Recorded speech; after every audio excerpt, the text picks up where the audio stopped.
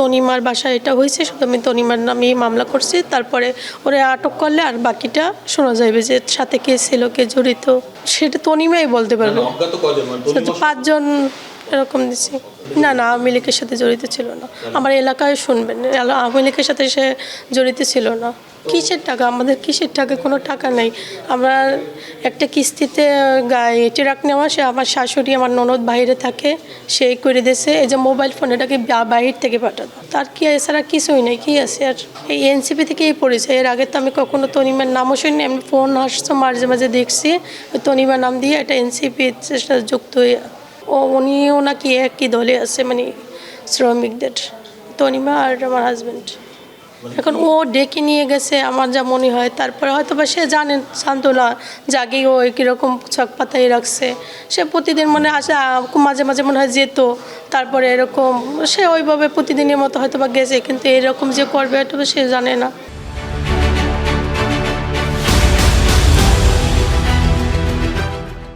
এটা এখন ওই তনিমার কাছ থেকে তনিমারে আটক করলে হয়তো বা বেরোইবে যে এটা কেন করা হয়েছে, কি হয়েছে, কি কথা ছিল, কি না ছিল, কি কিছু জানি না। হ্যাঁ, মাঝে মাঝে ফোন দিয়েছে, আমার সামনে বসে কথা বলতো যে ভাইয়া মিটিং আছে, আসবেন না, এরকম বলতো। আর আমি বাদী হয়ে আমার স্বামীর মামলা করছে যে একটু সুন্দর বিচার যেন পাই।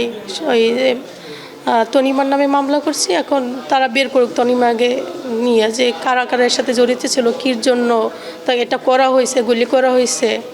যার নামে বাসা বরাদ্দ ছিল তন্নি, হ্যাঁ, তাকে আমরা আমাদের জিজ্ঞাসাবাদের জন্য নিয়ে এসেছি এবং তার কাছ থেকে আমরা বেশ কিছু তথ্য পেয়েছি এবং ঘটনার সঙ্গে কারা কারা জড়িত প্রত্যেকটা নাম আমরা পেয়েছি এবং কী অস্ত্র ব্যবহার হয়েছে, কে অস্ত্র ব্যবহার করেছে, প্রত্যেকটা নাম আমরা পেয়েছি।